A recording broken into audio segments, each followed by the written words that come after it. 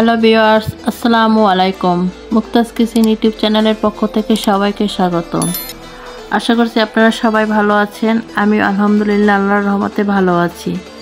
বাজারে কিন্তু অলরেডি নতুন আলু চলে এসেছে, তাই আজকের আয়োজনে নতুন আলু দিয়ে দেশি মুরগির ঝোল রান্নার রেসিপি আপনাদের সাথে আমি শেয়ার করব।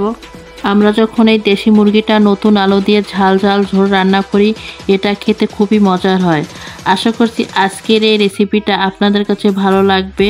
তাহলে ঝটপট চলুন দেশি মুরগির হাড় মাংস সহ নতুন আলু দিয়ে রান্নার রেসিপিটা দেখে নিই। দেশি মুরগি নতুন আলু দিয়ে রান্না করার জন্য এখানে আমি 1.5 কেজি ওজনের একটি মুরগি নিয়েছি। মুরগিটা আমি কেটে খুব ভালো করে পরিষ্কার করে নিয়েছি।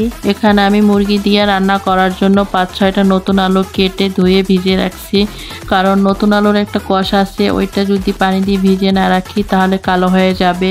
এখন মাংসটা রান্না করার জন্য প্রথমে চুলায় একটি পাতিল বসিয়ে আমি মেজারমেন্ট কাপের ছোট 1 কাপ রান্নার রেগুলার সয়াবিন তেল দিয়ে দিচ্ছি। আপনারা চাইলে এই রান্নাটা সরিষার তেল দিয়েও রান্না করে নিতে পারেন।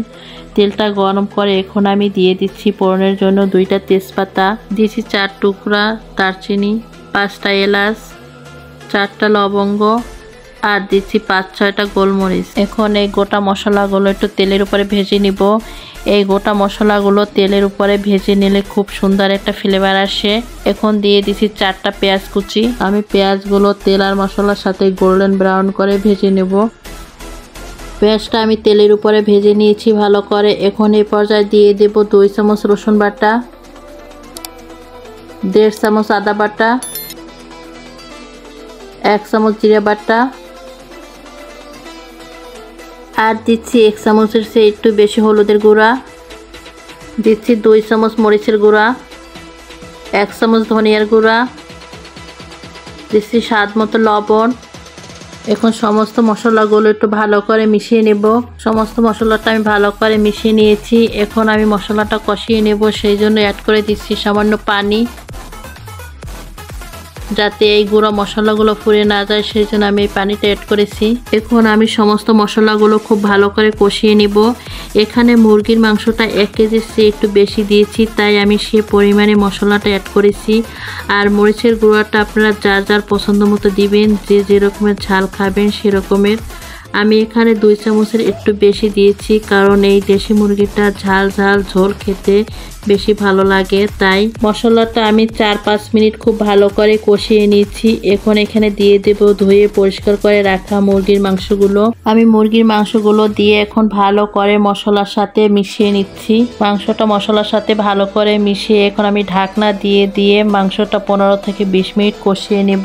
আমি 4-5 মিনিট পর ঢাকনাটা তুলে মাংসটা একটু নাড়াচাড়া করে দিচ্ছি। এই মাংসটা থেকে অনেক পানি বের হয়েছে। আমি এই মাংস থেকে পানিটা যে বের হয়েছে সেই পানিটা দিয়ে এই মাংসটা খুব ভালো করে কষিয়ে নেব। আমি আর বাড়তি কোনো পানি অ্যাড করব না। এখানে আমি মাংসটা খুব ভালো করে নাড়াচাড়া দিয়ে আবারও মাংসটা ঢেকে দিব। আমি আবারও মাংসটা 5-6 মিনিট ঢাকনাটা দিয়ে ঢেকে তারপর কষিয়ে নিয়েছি। এখন আমি আবারও মাংসটা খুব ভালো করে নাড়াচাড়া করে দিব। মাংসটা খুব ভালো করে নাড়াচাড়া করে দিয়েছি। আমি আবারও মাংসটা ঢাকনা দিয়ে কষিয়ে নিব। এভাবেই আমি ঢাকনা দিয়ে মাংসটা খুব ভালো করে কষিয়ে নিব। মাংসটা ঢাকনা দিয়ে আরও 5-6 মিনিট কষিয়ে নিয়েছি। এই মুরগির মাংসটা যতটা ভালো করে কষাবেন ততটা মাংসটা নরম ও সফট হবে আর খেতেও ভালো লাগবে। যেহেতু এটা দেশি মুরগি, সিদ্ধ হতে একটু সময় লাগবে, তাই এটা একটু সময় নিয়ে কষাতে হবে। মাংসটা আমি খুব ভালো করে কষিয়ে নিয়ে এই পর্যায়ে দিয়ে দিচ্ছি কেটে রাখা নতুন আলু। এই মাংসটা নতুন আলু দিয়ে খেতে কতটাতে মজা হয় সেটা রান্না করে খেয়ে আপনারা বুঝতে পারবেন।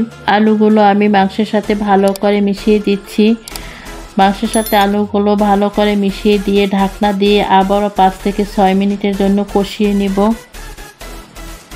5 মিনিট পর আমি ঢাকনাটা তুলে মাংসগুলো আমি ভালো করে একটু নেড়ে চেড়ে দিচ্ছি।